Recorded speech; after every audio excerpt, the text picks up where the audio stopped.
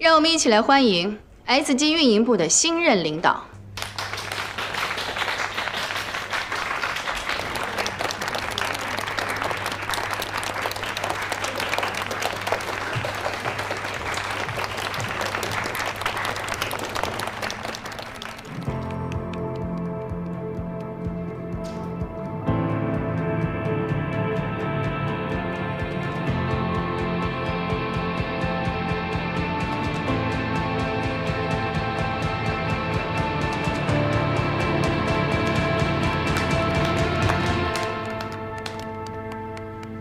薛总在 SG 的时间比我久，就不用多做介绍了吧？薛总，运营部就正式交给你了。我还要去向董事长述职，我先走了。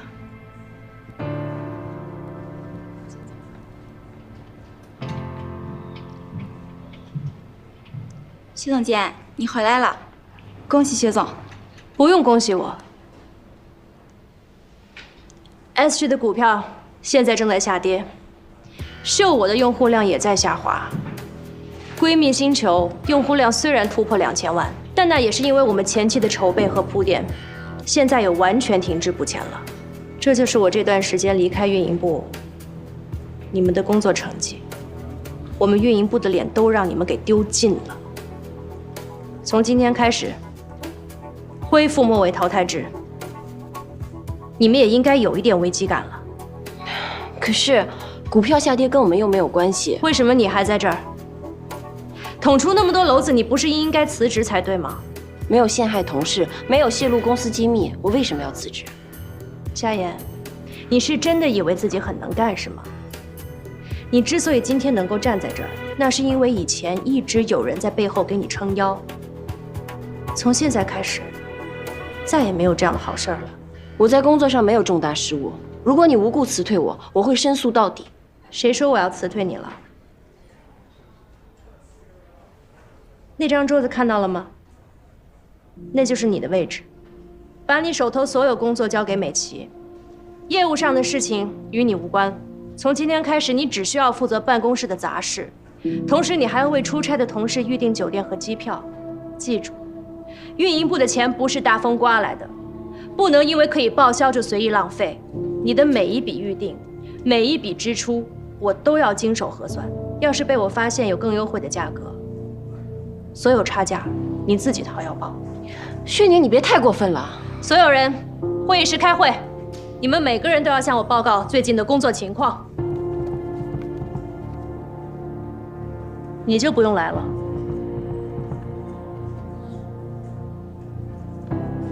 他为什么会回来？他为什么要这么对你？我就知道都是他搞的鬼。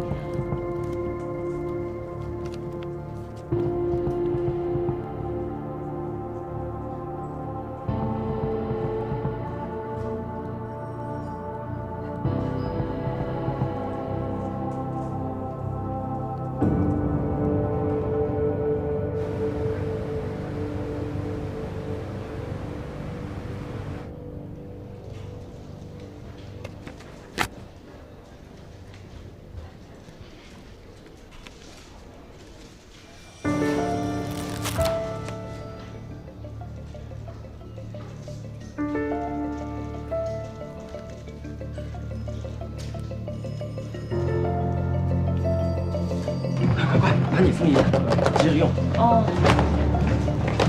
夏言，赶快把这个打出来，一会儿开会急着用啊。哦。夏言，这个需要复印10份。夏言，活动日期改了，所有带有日期的那一页都需要重新印。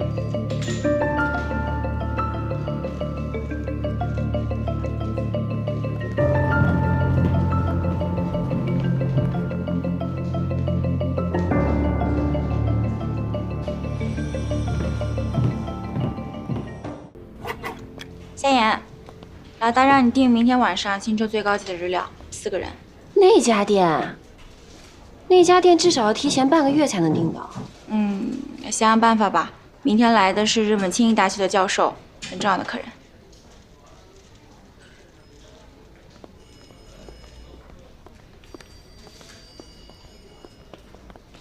墙头草，随风倒，前几天还巴结你，现在又拿着鸡毛当令箭。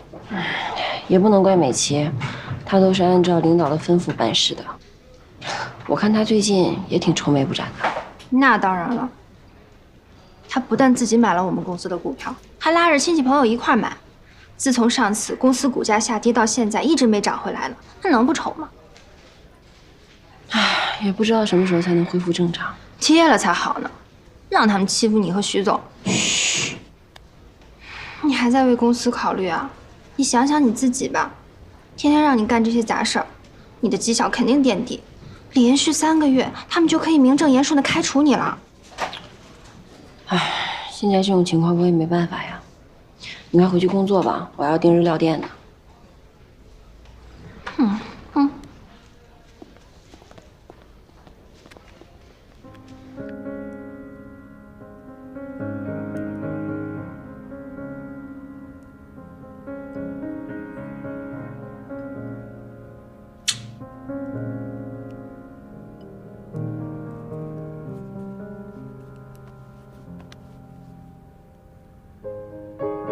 你尝尝，你到底给不给我吃？给，尝尝，好吃吗？挺好吃的，还不错。你今天怎么突然想吃寿司啊？今天啊，在公司帮他们订日料店，看了好多日料的图片，看得我都流口水了，所以我就想着等下班买回来跟你一起吃。这家店我吃过，虽然不比他们那种顶级日料，但是味道还可以，是吧？顶级日料。他们要招待什么人？好像是日本庆应大学的教授，但具体请教授做什么我也不清楚。薛宁请的。好啦。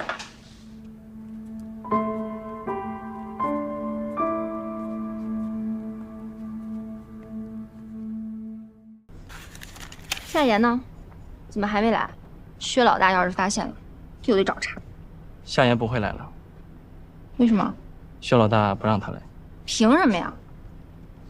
他这也太过分了吧！先是把徐总赶走，又偷偷卖掉人家的算法，现在还不敢让夏言来参加，这一什么人？这就是一白眼狼、胆小鬼！别再瞎说了啊！狗腿子！你说什么？我没说什么，还说别人是胆小鬼，我看你才是，只敢在背后说别人坏话，这就是你的能耐。我背后说人坏话了吗？我说的是事实啊。夏言当主管的时候，你对他那么好，薛宁回来了，你马上就变脸，真没想到你是这样的人。好了好了，我是怎样的人啦？不管谁是领导，我都只是认真工作，完成交代给我的任务而已啊！我从来没有对任何人阿谀奉承，更没有拍过谁的马屁。我因为我的工作能力而得到赏识，这有什么好记恨的？我记恨你。可是你呢？你为什么那么喜欢夏言啊？还不是因为他从不责备你，总是给你擦屁股。你想夏言当老大，不就是想偷懒、想浑水摸鱼吗？当面就唯唯诺诺、装傻充愣，背后就刻薄挖苦、满肚子牢骚，这就是你的能耐。你胡说八道！我什么时候偷过懒？你想让我当面说是吧？好，黄美琪，你就是一狗腿子，两面三刀墙头草。当面说我算什么本事啊？你讲了薛老大那么多坏话，你也当着他的面说。你觉得我不敢当面说吗？我告诉你，我背后说什么，当面照样敢说什么。吵什么呢？该干嘛干嘛去。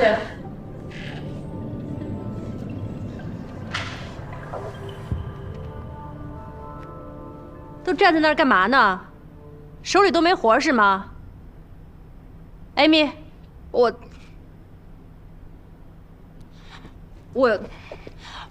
什么我？有话赶紧说，没话出去干活。一个个都学会偷懒了，这都跟谁学的？谁把运营部搞成这个样子的？你别说了，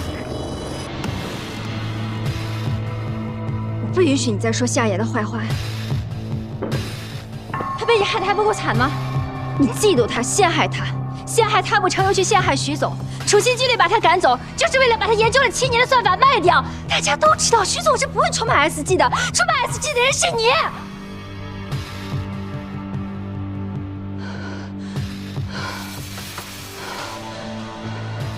说完了吗？说完了还不走？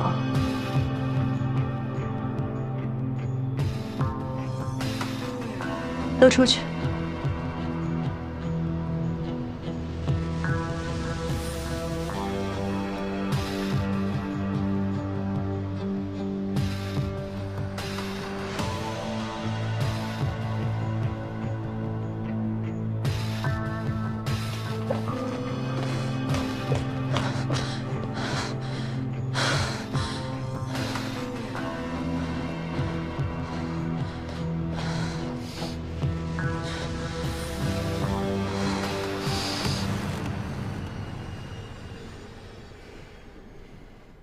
要不要去换身衣服啊？一杯水而已，不要紧的。董事长是不是快来了？应该快了。刚才那番话真应该让董事长也听一听，说不定他会改变主意呢。改变主意？说许成义和林浩联手，这不太可笑了吗？他们两个人是情敌关系，怎么可能扯到一起去呢？你说的对。等签约仪式结束之后，你看就跟董事长好好谈谈。结束再谈，恐怕有点太晚了。就应该早一点让董事长知道，到底是什么人出于什么目的一直在 SG 内部搞鬼。你是说公司里面有内鬼？当然了，泄露资料这样的事情，只有公司内部的人能办到。不然你以为当初你请我回来，我为什么毫不犹豫的就答应了？我就是想看看，这个人到底是谁。有我在，你是不会得逞的。你什么意思啊？你是说泄露资料的人是我是吗？你出现之前，公司一直风平浪静。自从你来了以后，先是用户资料外泄，股票下跌，接着方案泄露，商业机密被盗。你敢说这一切都与你无关吗？薛总，你记错了吧 ？SG 的风波不是从我进公司开始的，而是从假账门开始的。刚才艾米也说了，是你嫉妒许成义和夏言，所以你陷害了夏言。可惜搬起石头砸了自己的脚，不得不灰溜溜的离开。你离开之后一心报复，才有了后面这么多事儿。这就奇怪了啊！既然你觉得是我搞的鬼，那为什么又要向董事会担保把我请回来呢？我这么劣迹斑斑，我对你有什么好处啊？林薇，你到底是一时糊涂，还是说你根本就一早想好了要让我来替你背黑锅，所以才不惜动用人脉，也要保证我回到 SG 来当靶子？我在美国这么多年，国内哪有什么人脉？ SG 在美国上的市，股东大部分都在国外，就是因为你在美国，所以一切才显得那么顺理成章。你跟股东的关系，绝对不是表面上看起来那么简单。当初我头一天刚离职，你隔天就上任顶替了我的位置。你以为这么快的入职速度，这不是没有人脉能完成的事儿吗？你不说我都不知道自己有这么大能耐，可你把自己说的也太无辜了吧？这次你回来，真的是为了守护 SG 来的？你忘了你怎么跟我提条件的？你说你要当 SG 的首席运营官，许成义对你不错吧？他刚离开你就想抢他的位置，用得着把自己说的这么高尚吗？对你这种利益至上的人来说，我要是不谈条件，你是不会相信我的。你就别自欺欺人了。你一心往上爬，先是陷害了许成义，现在又想来针对我，这样有意思吗？到底是谁陷害了许成义？要用事实说话。你当时焦点访谈呢？你少跟我来这套，这里头包含了你跟几位股东的密切来往记录。真的是很巧，他们几个人都是主张要卖掉算法的人。我待会儿就要让董事长看看你在背后到底搞了多少小动作。你到处散播对算法的不利谣言，你希望 SG 赶紧以低价把算法卖出去，这样你好坐收渔利。可是许成义呢？他不甘心自己多年的辛勤研究就这样被低价贱卖掉了，再加上他有董事长的支持，所以才顶住了压力保出算法，让你不能如愿。于是你被逼无奈亲自下场。你泄露资料，制造丑闻，引发 SG 的危机，你闹得董事会内部人心惶惶，你又急走许成义，促成这次签约。这种事情光靠臆想是不行的。你好歹像假账门事件一样设个圈套什么的。夏言呢？他不敢来吗？我没让他来。哦，你不敢让他来，是怕大家想起你卑劣的栽赃手段吧？你一边维护着许成义，一边又排斥夏言，这么做也是为了迷惑我吗？我之所以不让夏言接触任何实质性的工作，就是为了不给你任何机会可以在他身上做文章。你在保护夏言？那你为什么把庆应大学的教授请过来站台？难道不是尽快把算法卖出去吗？当然不是。我之所以把2位教授请来，是因为他们参加了算法的底层搭建，他们能够证明算法的潜力和价值。只有这样才能让你无法轻易得逞。让教授来站台，提高算法的出售价格，不错。薛宁，我以为经过了假账门事件，你应该心里很清楚，你在许成义眼里根本没有什么价值，是可以随时被遗弃的。没想到，你还是这么执迷不悟。执迷不悟的人是你，是你不相信人与人之间除了利用，还有真正的感情。感情？你对许成义有感情，他对你有吗？他的眼里只有夏言，你怎么就这么傻？当年我认识许成义的时候，他的一心也只想着你。我也问过他同样的问题，去挂念一个背叛了自己的人，是不是有点傻？他告诉我说，我们之所以会珍惜感情，不是为了别人，而是因为我们知道自己的感情有多珍贵。你这一套就用来自我催眠吧。你刚刚说了这么多，说我布了这么大一个局，就是为了要让 SG 尽快把算法卖掉。这样做对我有什么好处？购买算法的公司一定跟你有关系。我劝你还是不要在这里丢人现眼了。谁会信你这种没有证据的胡言乱语？他们没有证据，我有。你怎么来了？今天是我们 SG 和美国 X 公司的签约仪式，你来干什么？我来看看你和你的老公，还有他的 X 公司是如何夺走你前男友的心血的。你在说什么？我没有老公，我和 Edison 已经离婚了，而且他和这家公司也没有任何关系，或者就算有，至少我不知道。哎，我说林薇啊，你每句话里面要有多少的谎言呢？我这里呢有2份文件，一份可以证明你并没有离婚，还是已婚人士。这另外一份呢，可以证明 X 公司的真正的持有者就是你的老公 Anderson。林薇，你这是要把 Sedop 卖给你自己啊？真的吗 ？Edison 还有家这么大的公司呢，我居然一点都不知道。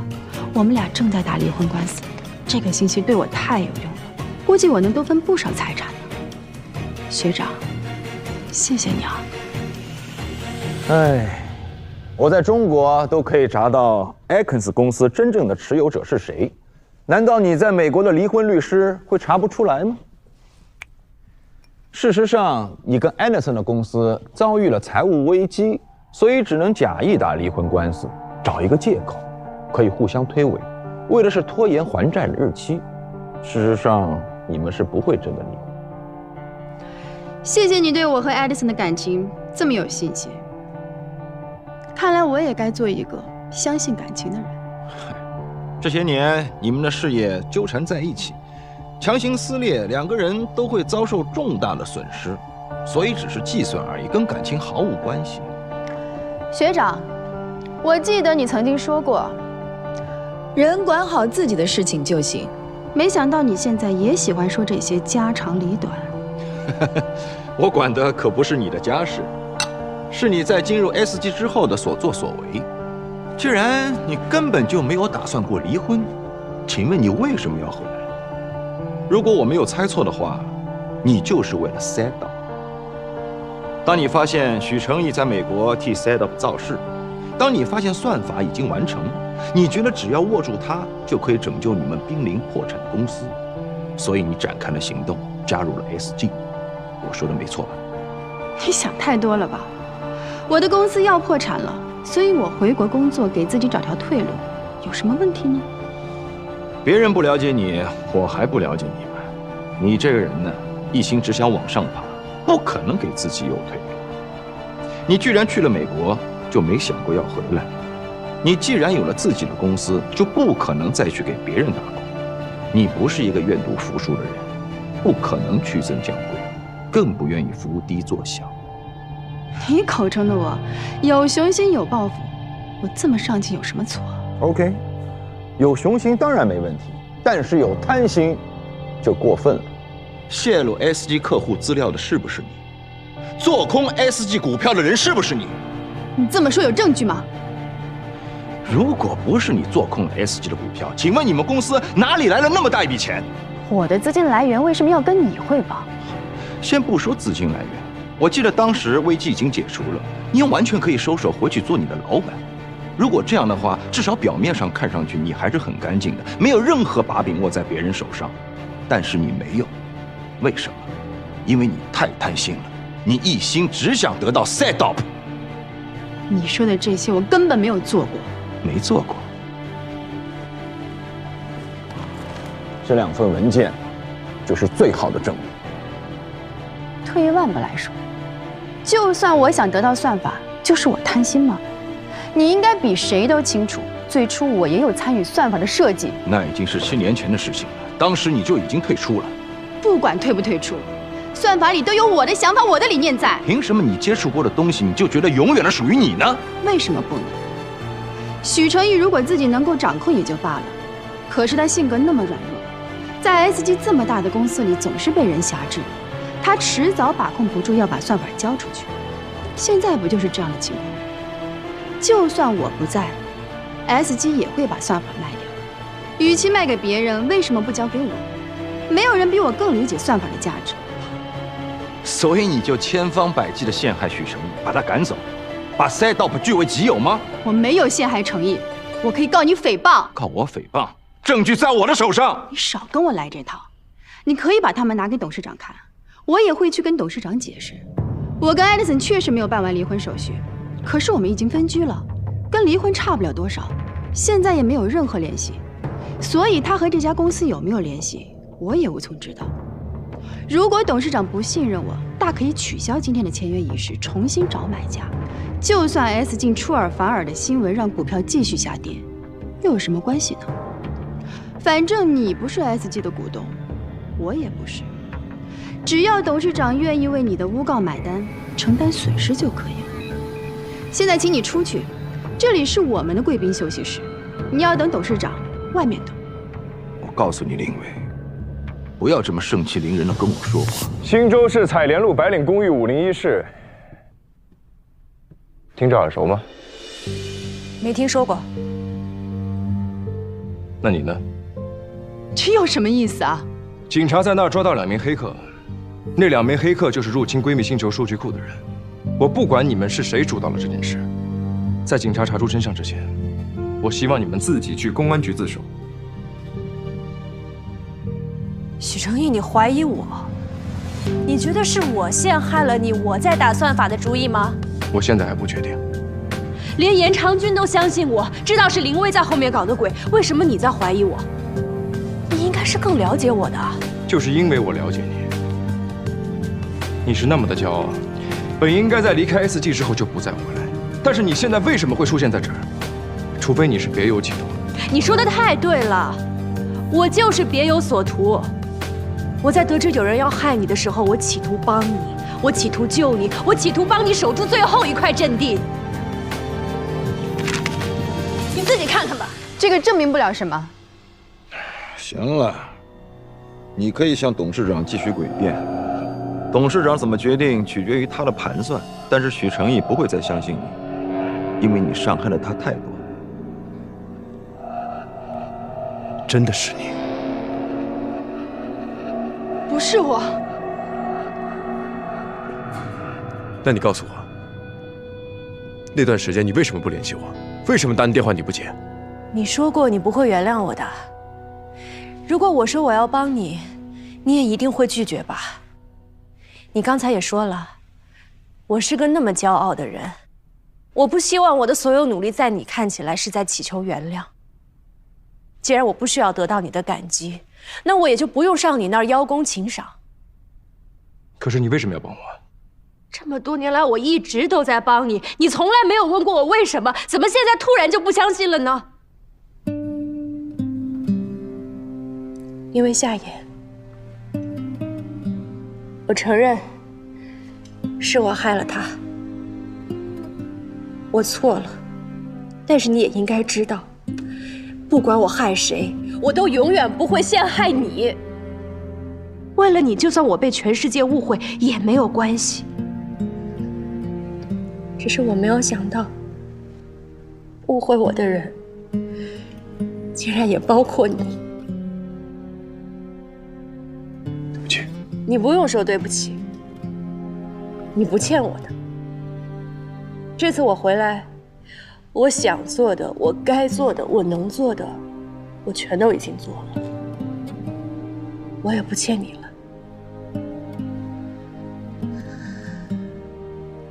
我不用继续留在这儿了。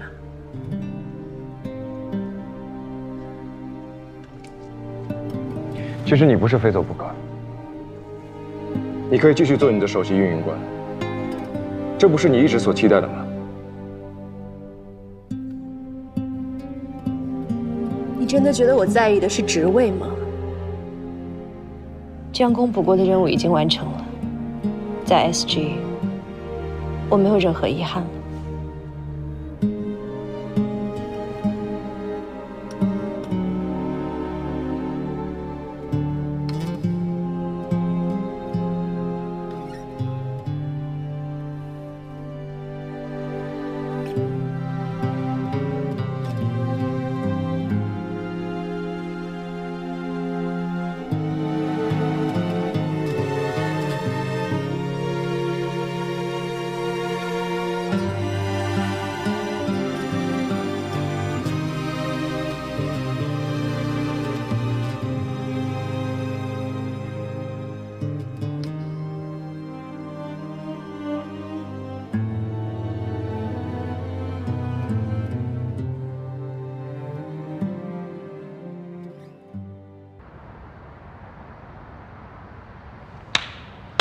真感人呐！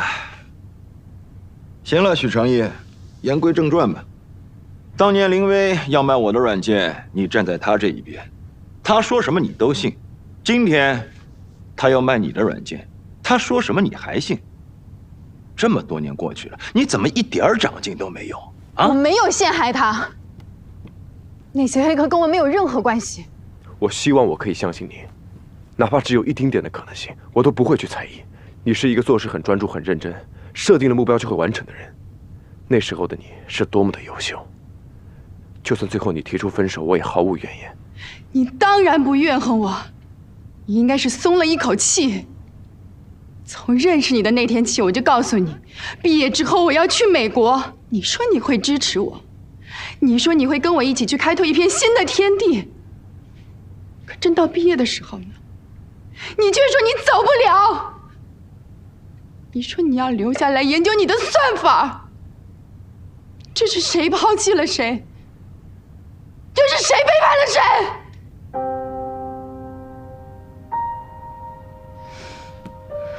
你不肯去美国，所以要跟你在一起，我就得妥协。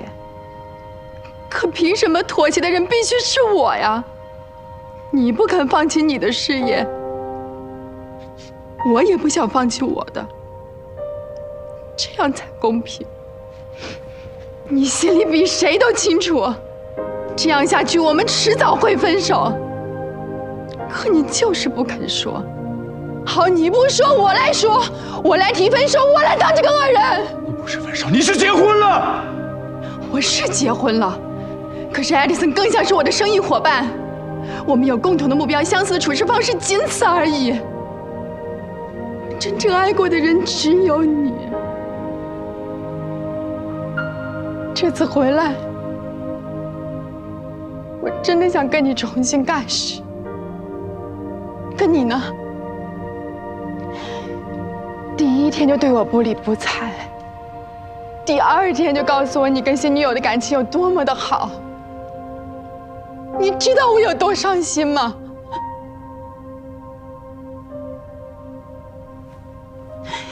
那天在电梯里，电梯出事故，如果不是我拼尽全力，他就死了。我甚至在想，如果他不在了，你是不是就不会变成今天这样？可我还是要去救他，我忍不住。我知道他对你来说有多重要，哪怕我只能眼睁睁的失去你。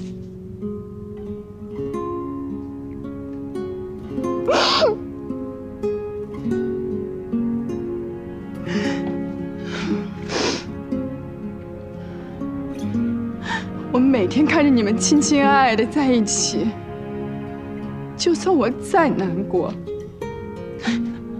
我也不能表现出来，因为只想让你幸福。别在这假装深情了。那你为什么要在韩爽的婚礼上放那段视频？什么视频？你别装了，视频就是你放的。我根本不知道你在说什么。好，那我给你理理清楚。你在韩爽婚礼上放视频的事情，本来做得天衣无缝，但是你太沉不住气了，事后亲自出马，去韩爽面前诬陷我，说视频是我泄露的。那时候我就已经怀疑你了。那件事情表面上看起来是在针对韩爽跟马克，但实际上是在针对我跟许成业。你表面上祝福我们，却在暗地里搞破坏。你希望我怀疑许成业，希望我和他像韩爽跟马克一样一拍两散。你在电梯里救过我，我很感激你。但我向来是个恩怨分明的人，我欠你的我会还，但是你害我的、害我闺蜜的、害我男朋友的，我会一样不少的讨回来。漂亮，这没你的事儿。哦，所以你打算怎么办呢？也去董事长那里告我的状吗？公司上上下下都知道我救过你，你现在却反咬我一口，到时候声名扫地的是你还是我？你跟我的前男友好了，我毫不计较，在公司处处维护着你，顶住压力不开除你，你却因为嫉妒我和许成义的过往，这样来陷害我。丁薇，我到今天才真正的认识你。你这么说，我好心痛啊！看来我们缘分真的尽了，就算我再舍不得，我也要学会放下。签约仪式结束之后，我还是回美国去吧。这样我们就再也不用看见彼此，勾起伤心事了。说起签约仪式，你不觉得奇怪吗？美国公司那边的人怎么还没有过来？他们不会来了，董事长已经让他们回去了。不可能！如果董事长取消这笔交易，董事会是不会放过他的。许成义已经把算法优化完成了，速度提升了20%。我刚刚来之前已经把新版本演示给董事长看了。你认为董事长现在还会愿意以你们当初谈的那么低的价钱把算法卖出去吗？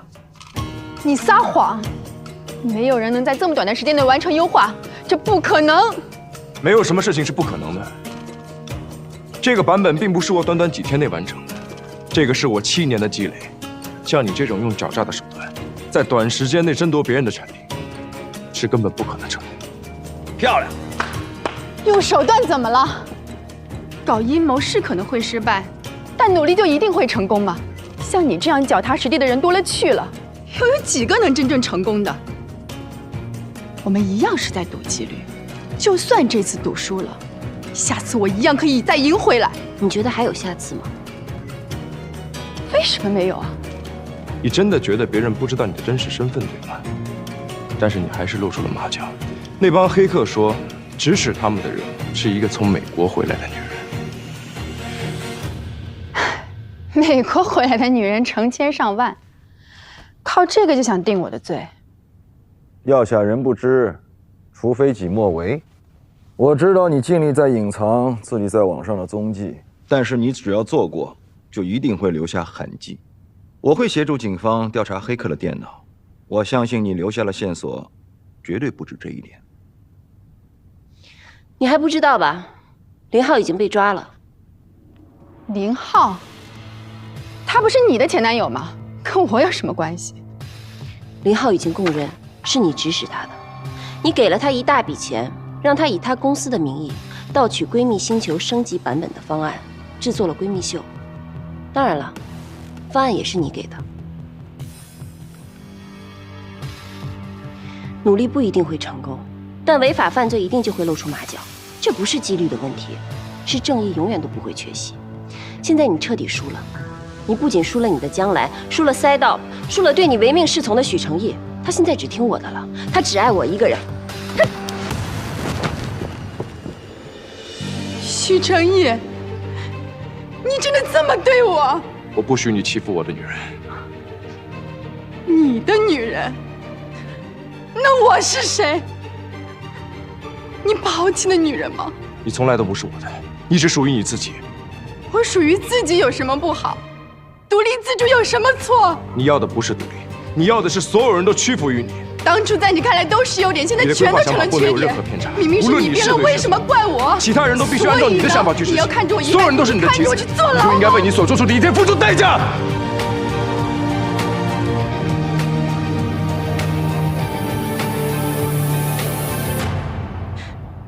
你真的想要我去坐牢？不过是泄露用户资料，就算我被抓了，我也判不了多久。等我出来了，我一定要彻底的整垮你，让你失去一切，让你体会我现在的心情。你承认了，方案是你泄露的。这是公安局的张警官，他想跟你聊聊。另外，是这样，关于 SG 用户资料泄露的事，你需要跟我们回去协助调查。你挖坑给我跳，给你挖坑，让你走上绝路的，是你自己。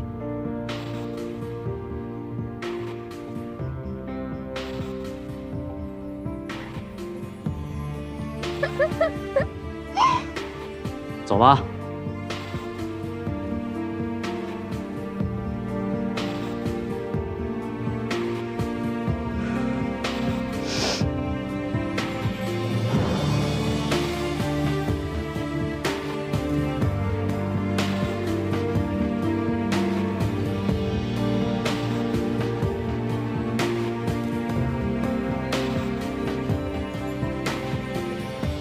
林浩真的愿意去承担？林浩的嘴很硬，什么都不肯说。不过现在黑客已经抓到了，凌薇也露出了马脚，我相信真相很快就能水落石出了。那你刚才说什么？他输了你？我只是为了激怒他。你不是我的战利品，如果爱情不是相互的，不是平等的，就没有意义。那就好，刚才真是吓死我了。大戏终于落幕了，我也该走了。这次眼光不错，不过你小子那么笨，都能追到那么美丽的姑娘，我是不是也应该谈个恋爱了？啊，学长，这件事情……好了，行了，我不是帮你，我只是看不惯凌薇，还有你们 SG 所谓的什么息事宁人的企业文化，真的是让人……所以我故意捅个马蜂窝而已。我真的很抱歉。有什么好抱歉？7年前卖软件的事儿，确实是我的错。我在这儿向你道歉。之后我还会公开发表一个声明。发什么声明呢？啊，都是兄弟，有些事儿有必要让别人知道吗？你说呢？谢谢。我们还是兄弟，勉强算是吧。哦，对了，外面很多记者，这个烂摊子你们自己收拾，我先走了。改天请我吃饭。你好，董事长。没想到是凌薇做的，更没想到的是，我们的企业文化竟然是息事宁人。如果当初客户资料丢失的时候能够坚持查下去，后面的事情也就不会发生了。看来 SG 的风气是要改变一下了。董事长，今天的签约仪式真的取消了？对，美国公司的人我已经让他们回去了。那我去通知媒体们，让他们散来。哎，等一下，我听夏言说你对算法的将来有一个新的构想。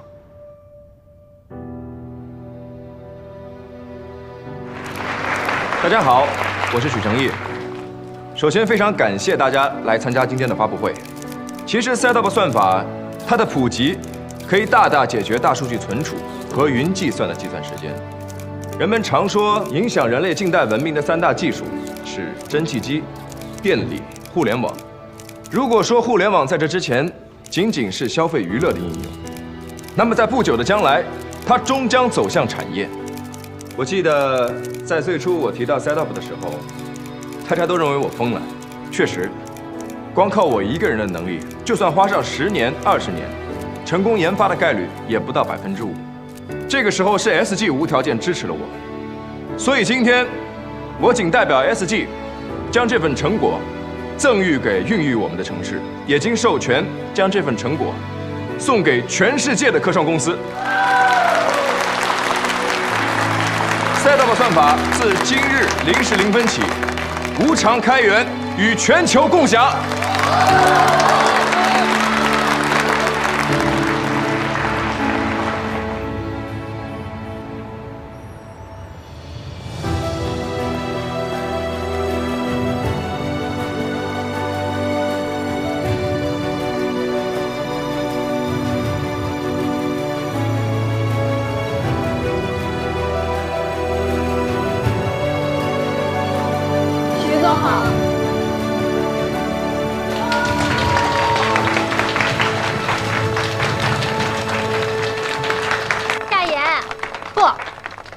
总监，你真是太棒了！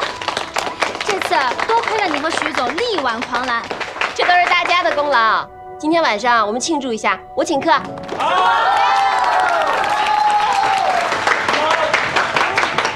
琪，你的股票都解套了。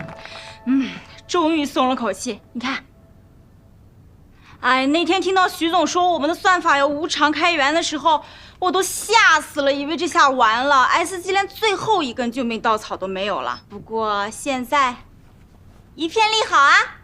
网络时代的逻辑思维跟过去不一样了。囤积居奇虽然能高价卖出，但也只是短期的收益。只有建立一个稳固的平台，开发共享，才能实现长期的发展。现在我也懂了。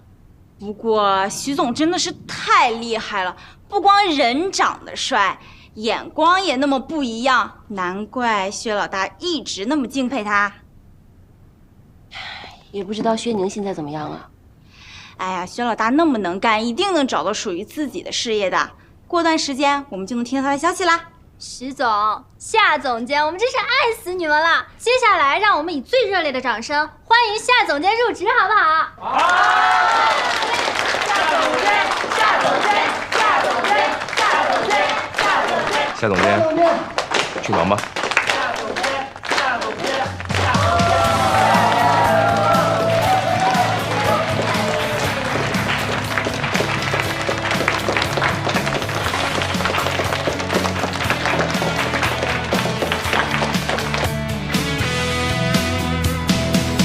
向着太阳就有方向，逆风飞扬，笑得更漂亮，投射自己最明亮的光。我看见未来闪耀，见证所有不可能被实现，骄傲挑战。我们的闺蜜星球今天上线啦！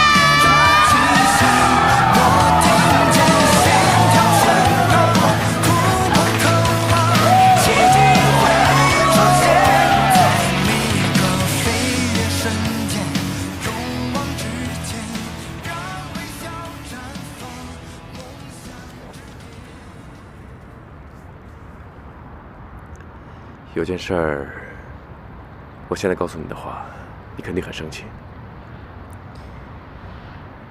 我就知道你有事儿，最近总是神神秘秘的。SG 在北京的分公司即将要上市，董事长他希望我亲自去北京。去北京？嗯。去多久？大概1年吧。哦。我是想听你的想法，如果你不让我去的话，我就直接就给回绝掉了。因为你的想法才是最终的答案。那你别去了。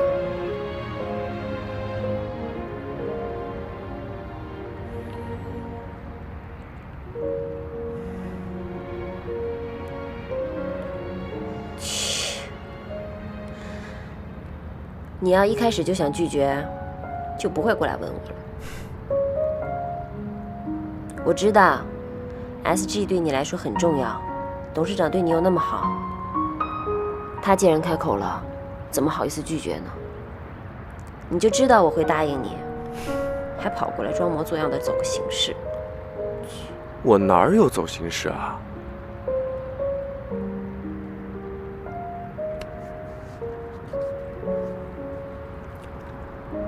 你说我万一去了北京，我把你丢了怎么办？我还怕别的小姑娘把你给抢走了。你听没听过一个笑话？说，爱情就是2个丑得像猪一样的人，还生怕对方被别人给抢走了。说什么呢？哪有我们这么好看的猪啊？而且。你还这么可爱，以后你就叫朱可爱。那你就叫朱晶英，简称朱晶。你才朱晶呢。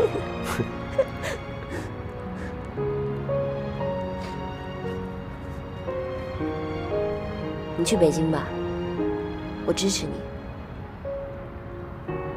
只是我会很想很想你。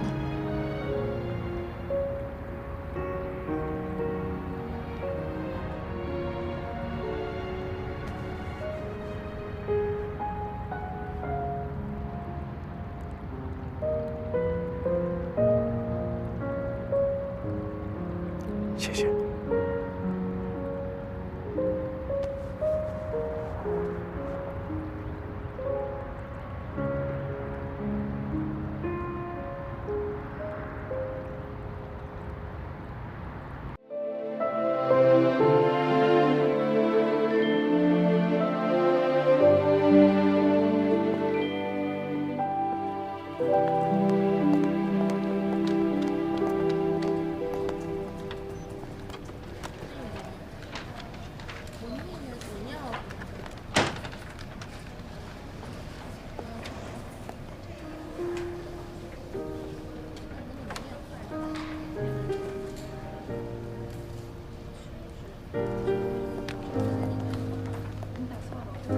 喂，刚刚怎么没有接我电话呀？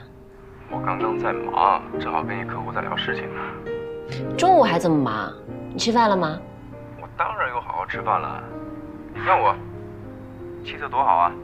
哎，对了，昨天我跟一个客户啊去北京吃了一个叫大炖烤鸭，特别好吃。等你手头工作忙完了，我带你去吃好不好？我才不要吃呢，我怕我自己吃胖了。怎么可能会胖？那个东西不会胖的。关键咱们新州没有，我带你尝尝鲜。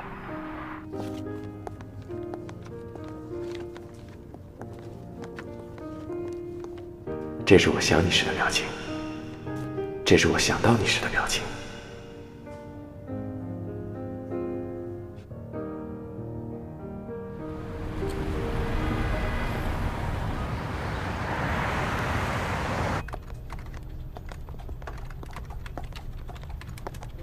您好，您所拨打的电话已关机。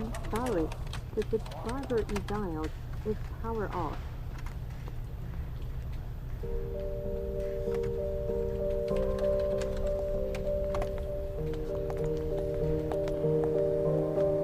您好，您所拨打的电话已关机。Sorry, the subscriber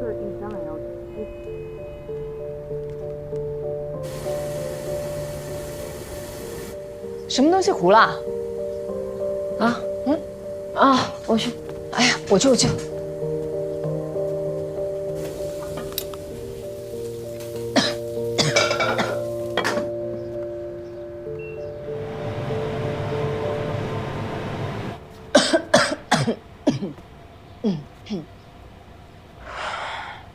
想什么呢？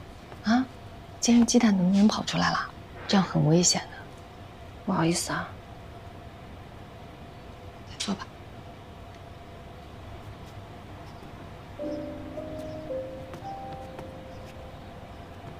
许成义还没有消息吗？已经快1个星期了。他走的时候到底怎么跟你说的？他跟我说他去山里做调研，可能没信号，让我别担心。去山里做什么调研？好像是跟武器信号有关吧。我当时太忙了，也没具体问。先想办法联系到他，问清楚了再说。现在的问题就是我压根儿联系不上他。北京的同事呢？会不会知道？联系一下试试。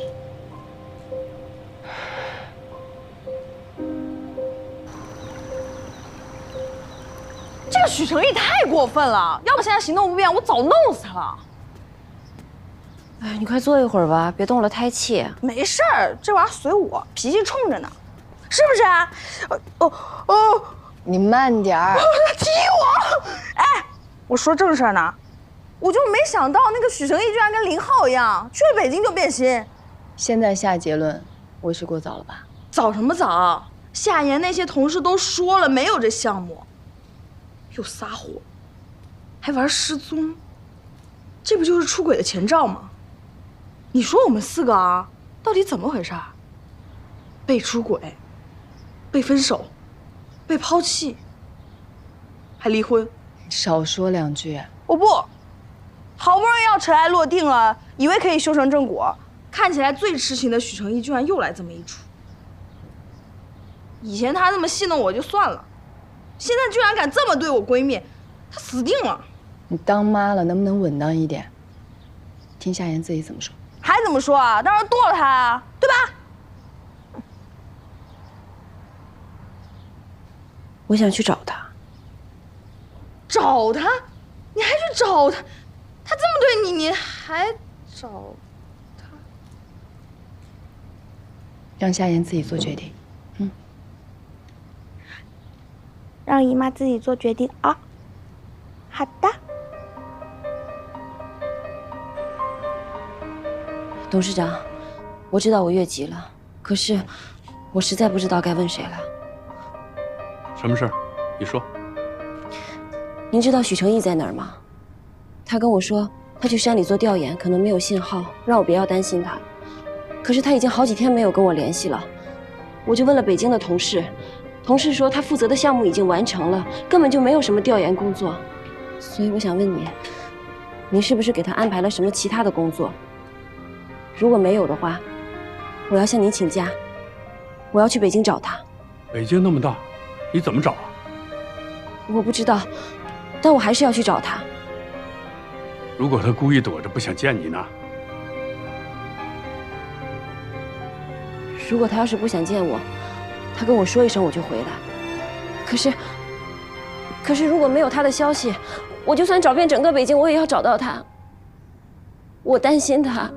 好了，你不用去北京了，他不在那儿。您知道他在哪儿？他让我替他保密，怕你担心。现在看来，我要不告诉你，你就更担心了。他到底在哪儿？这段时间他在治疗眼睛，现在正在康复疗养，你去找他吧。